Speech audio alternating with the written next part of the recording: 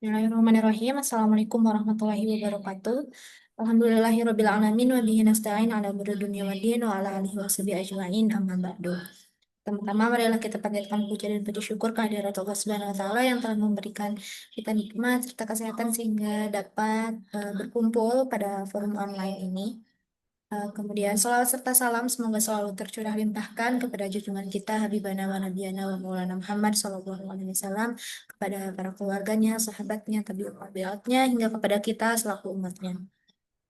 Pertama-tama saya ucapkan terima kasih kepada Ibu Dr. Nening Windayani MPD selaku dosen pengampu mata kuliah Kimia Bahan Alam Lanjutan, dan juga kepada rekan saya Afiqah Fairuz yang telah sama-sama menyelesaikan PowerPoint mengenai prostaglandin. Nah, pada kesempatan kali ini kami akan mempresentasikan hasil analisis kami mengenai prostaglandin. Adapun outline-nya, yang pertama ada pendahuluan, yang kedua ada struktur umum, yang ketiga ada klasifikasi, yang keempat ada biosintesis, yang kelima ada pengukuran aktivitas prostaglandin sintetase, yang keenam ada peranan prostaglandin, dan yang ketujuh kesimpulan. Langsung saja kita masuk ke materi pertama. Nah, prostaglandin merupakan kelompok lipid bioaktif yang berasal dari asam lemak tak jenuh, terutama asam arakidonat, dan diklasifikasikan sebagai bagian dari kelompok senyawa eikosanoid, di mana senyawa ini merupakan senyawa turunan dari asam arakidonat yang dimetabolisme melalui jalur sikloosigenase atau COX. Nah, prostaglandin ini dapat ditemui pada mamalia, di mana pada mamalia ini berperan sebagai mediator dalam berbagai proses fisiologi seperti inflamasi, vasodilatasi, kontraksi otot polos, dan regulasi tekanan darah. Sedikit mengulas terlebih dahulu peran prostaglandin secara umum, di mana prostaglandin ini berperan penting dalam berbagai proses biologis termasuk inflamasi, hemostatis, dan fungsi reproduksi. Sedangkan dalam bidang klinis, prostaglandin ini menjadi target utama dalam pengembangan obat antiinflamasi nonsteroid atau NSAID dan terapi reproduksi. Nah, prostaglandin juga berperan dalam patogenesis kanker, senyawa kardiovaskular, dan gangguan metabolik. Lanjut kepada struktur umum dari prostaglandin ini. Prostaglandin juga ditemui dalam beberapa tanaman dan umumnya diklasifikasikan berdasarkan struktur dasar karbonnya yang mengikuti pola umum senyawa prostanoid, yaitu rangka karbon yang siklopentana dengan rantai samping hidrokarbon. Secara keseluruhan, susunan kimia dari prostaglandin itu terdiri dari 20 atom C yang membentuk satu cicim siklopentana, dua rantai sisi alifatik, dan sebuah gugus karboksil dari turunan prostanoat. Semua prostaglandin utama itu memiliki gugus OH pada posisi atom C ke-15 dan satu ikatan rangkap trans pada atom C ke-13 dan ke-14. Ini adalah asam prostanoat, di mana ini menggambarkan struktur dari prostaglandin utama. Nah, seperti yang sudah disebutkan tadi bahwasannya prostaglandin itu tidak hanya ditemukan pada mamalia, tetapi juga ditemukan pada beberapa tanaman seperti pepaya atau karika pepaya, di mana pada pepaya ini menunjukkan keberadaan PGE2 dan PGF2 alfa pada getah dan bijinya. Kemudian ada pada tanaman kesehatan seperti kurkuma longa atau kunyit dan Zingiber officinale atau jahe. Ekstrak dari kedua tanaman ini menunjukkan efek yang identik dengan PGE2 dalam modulasi inflamasi, dan juga ada dari alga coklat dan juga alga hijau eh, diketahui menghasilkan senyawa prostaglandin dan derivatnya terutama dalam bentuk PGE2, PGF2 alfa, dan derivat esterifikasi. Selanjutnya mengenai klasifikasi prostaglandin akan disampaikan oleh rekan saya Afika Zanura kepadanya disilakan. Oke, baik. Terima kasih, Revania. Untuk selanjutnya, di sini ada bahasan mengenai klasifikasi prostaglandin, yang mana untuk klasifikasinya sendiri ini ada beberapa kelompok. Untuk kelompok yang pertama, di sini ada kelompok A atau yang disebut sebagai PGA. Nah, uh, untuk PGA ini, dia memiliki tandanya ini adanya ikatan rangkap di siklopentana di sebelah sini, dan juga ada eh, apa namanya gugus ketonnya. Nah, lalu selanjutnya di sini kan untuk contoh yang pertama ini ada 19 hidroksi PGA2 yang mana untuk dua di sini itu kan adanya ikatan rangkap di rantai untuk si uh, prostanatnya sendiri. Nah, di sini ikatan rangkapnya di sini ada dua. Ini yang pertama, lalu ini yang kedua. Nah, lalu selanjutnya untuk dari yang contoh yang pertama di sini kan 19 hidroksi. Nah, yang mana menunjukkan adanya gugus OH di C ke 19. Nah, lalu kenapa untuk di yang OH ini tuh nggak disebutin gitu ya, nggak disebutin kayak di 19 hidroksi ini, karena untuk OH yang di sebelah sini, dia masuknya ke struktur induk. Nah, lalu selanjutnya untuk contoh yang kedua di sini ada PGA1.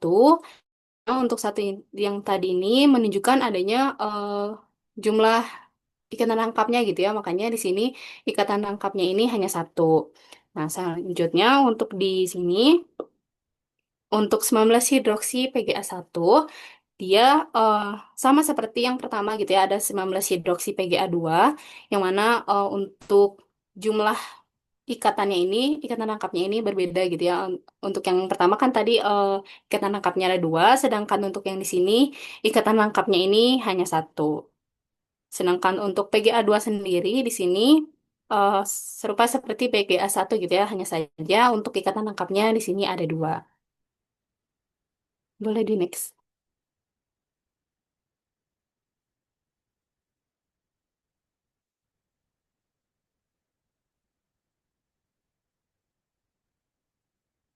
Nah, baik.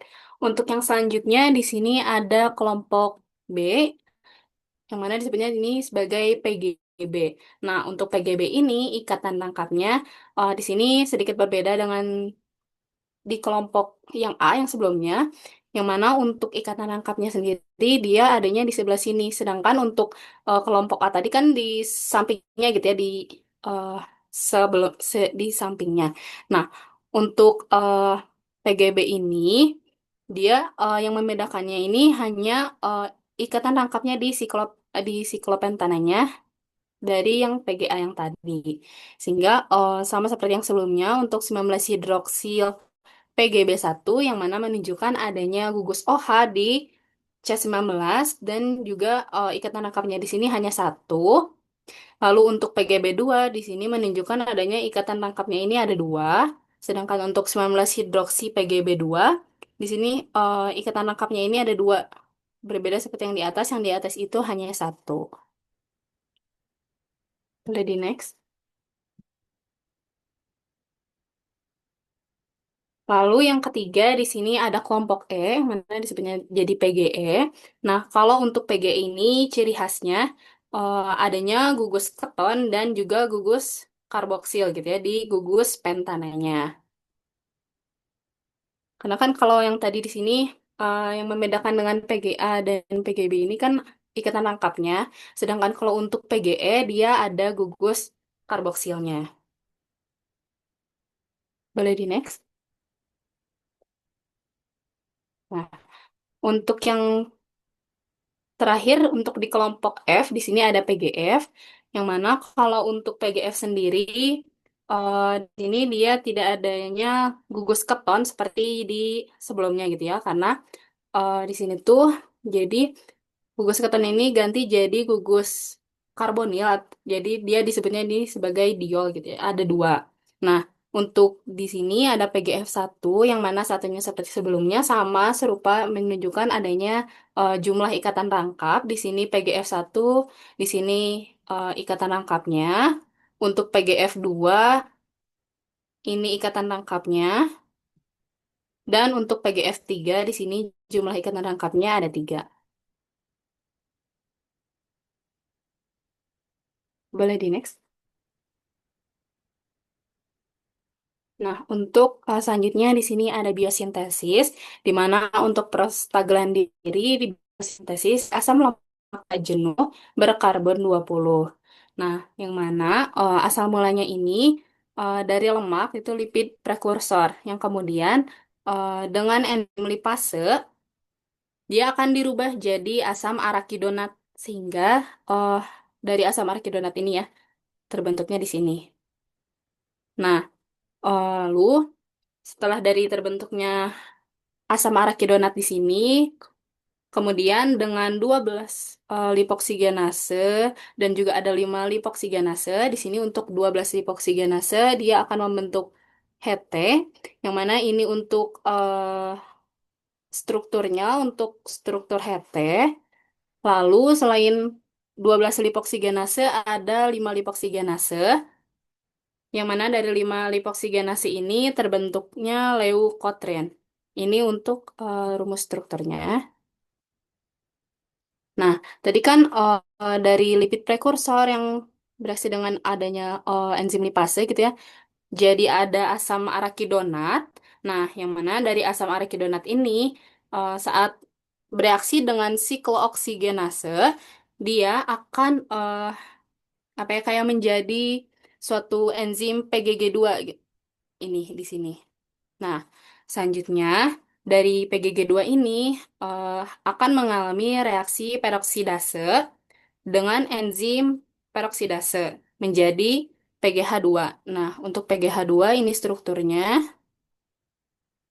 Nah, selanjutnya eh, dari PGH2 ini akan mengalami suatu reaksi gitu ya. Untuk reaksi sendiri ini ada reaksi prostaglandin. Untuk ini rumusnya struktur rumus dari prostaglandin E2 karena di sini ada rangkap duanya. Lalu selain itu ada prostaksiklin, lalu juga ada tromboksan. Boleh di next. Nah, selanjutnya di sini ada mekanisme kerja. Untuk mekanisme kerja dari biosintesis yang tadi sebelumnya ini, dari asam lemak, dia akan membentuk asam yang teresterifikasi dalam sel lemak. Nah, kemudian akan terbentuk asam arakidonat di sini. Nah, dia ini akan di sini tuh karena dari asam teresterifikasi dalam sel lemak ini akan adanya eh, mengalami lipase gitu ya. Jadi ada asam arakidonat. Nah, dari arakidonat ini ada 2 jalur. Yang pertama untuk membentuk prostaglandin itu. Ini akan bereaksi dengan enzim siklooksigenase sehingga eh, terbentuk suatu senyawa peroksida. Senyawa peroksida ini yang di sini kayak gini-gini ya. Nah, lalu dari senyawa peroksida ini akan terbentuk PGG2. Nah, di sini ada PGG2. Selain itu, dari PGG2 ini ke bawahnya ini akan mengalami penataan ulang dari peroksida ke bentuk yang lebih stabil sehingga di akhir di sini akan membentuk gugus keton sehingga terbentuklah suatu prostaglandin. Mungkin cukup, silakan lanjut Narafania. Terima kasih kepada Afiko yang telah menyampaikan mengenai klasifikasi dan biosintesis dari prostaglandin. Selanjutnya yaitu mengenai pengukuran aktivitas prostaglandin sintetase. Nah, dapat diketahui bahwa prostaglandin sintetase adalah enzim kompleks yang khas di dalam sel-sel mikrosom dan konsentrasi terbesarnya berada di jaringan vesika seminalis. Aktivitas enzim ini diatur oleh adrenalin dan GSH. Nah, tujuan utamanya dari pengukuran aktivitas prostaglandin sintetase ini yaitu untuk memahami bagaimana prostaglandin diproduksi, kemudian bagaimana pada akhirnya ia mempengaruhi tubuh, serta bagaimana proses ini dapat dimodulasi untuk tujuan terapeutik atau penelitian. Ada beberapa metode dalam mengukur aktivitas enzim prostaglandin sintetase. Yang pertama yaitu menggunakan metode elektroda oksigen. Nah, seperti yang diketahui tadi di sintesis bahwa eh, pada langkah utama sintesa prostaglandin itu yaitu em, bersatunya dua molekul oksigen ke dalam substrat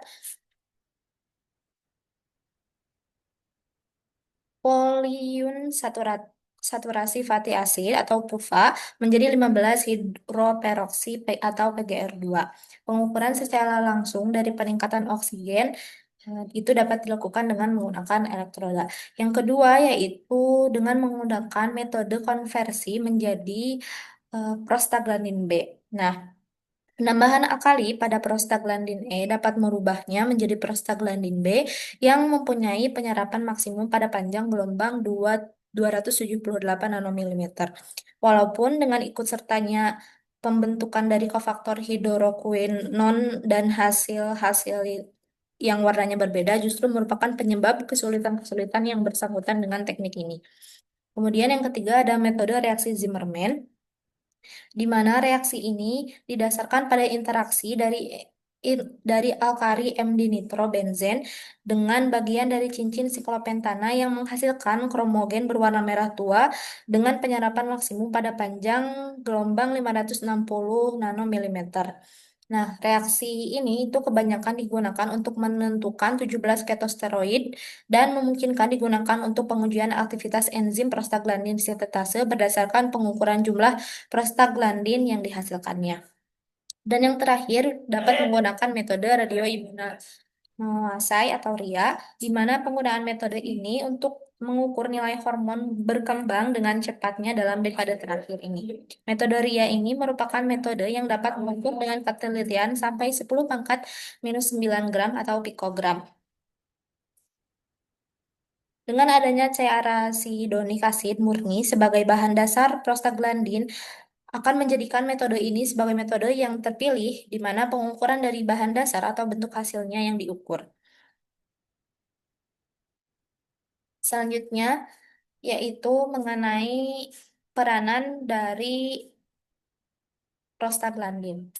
Nah, secara umumnya atau seringnya itu berperan dalam reproduksi. Yang pertama berperan pada alat-alat reproduksi jantan.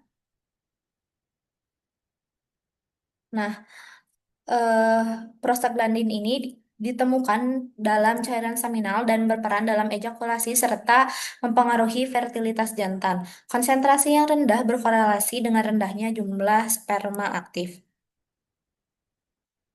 Selanjutnya, mohon maaf, ini ada kesalahan penulisan. Selanjutnya yaitu pada luteolisis atau regresi dari korpus luteum, di mana eh, dari penelitian yang dikemukakan oleh Loeb, PGFA PGF2 alfa ini terbukti sebagai agen luteolitik yang penting dalam regresi korpus luteum. Ia bekerja melalui penyempitan pembuluh darah di ovarium yang menyebabkan lisis sel luteal. Selanjutnya yaitu berperan dalam menstruasi, di mana prostaglandin, khususnya PGF2 alfa, menyebabkan konstraksi miometrium yang menimbulkan nyeri saat menstruasi, serta memicu degenerasi dan peluruhan endometrium. Nah, yang menyebabkan ada beberapa orang yang menyebabkan yang ketika menstruasi itu memiliki rasa sakit yang luar biasa. Nah, itu biasanya dikarenakan jumlah PGF2 alfa atau prostaglandinnya itu sangat tinggi. Dan yang terakhir pada alat kontrasepsi, di mana prostaglandin dimanfaatkan dalam alat kontrasepsi intrauterin atau IUCD untuk merangsang kontraksi rahim dan menghambat pembuahan. Meski efektif secara teknis, aplikasinya dapat menimbulkan pertimbangan secara etis. Nah, alhamdulillahirabbil alamin. Materi mengenai prostaglandin telah tersampaikan, maka dapat diambil kesimpulannya bahwasannya prostaglandin merupakan senyawa lipid bioaktif turunan asam arakidonat yang berperan penting dalam berbagai proses fisiologis dan patologis seperti inflamasi, kontraksi otot polos, reproduksi, dan regulasi tekanan darah. Dalam bidang medis, prostaglandin menjadi target utama dalam pengembangan obat antiinflamasi dan terapi hormon. Biosintesis prostaglandin terjadi melalui jalur enzimatik oleh enzim prostaglandin sintatase yang aktivitasnya dapat diukur dengan berbagai metode seperti elektrolyt oksigen, konversi kimia, reaksi Zimmermann, dan RIA. Prostaglandin juga memiliki banyak fungsi penting dalam tubuh termasuk dalam reproduksi yang dapat mempengaruhi fertilitas pria, siklus menstruasi, kontrasepsi, dan regresi korpus luteum dan inflamasi serta regulasi fisiologis lainnya seperti pengaruhnya terhadap tekanan darah dan respon imun. Selain berasal dari hewan, prostaglandin juga dapat ditemukan dalam berbagai tanaman seperti pepaya, jahe, dan kunyit yang memiliki aktivitas biologis serupa. Terima kasih kepada semua teman-teman yang telah berpartisipasi pada pertemuan kali ini. Juga terima kasih kepada Viko Zanura yang telah berserta menyampaikan materi mengenai prostaglandin. Mohon maaf apabila terdapat kesalahan dalam penyampaian dan kekurangan dalam penyampaiannya. Billahi taufiq wal hidayah. Wassalamualaikum warahmatullahi wabarakatuh.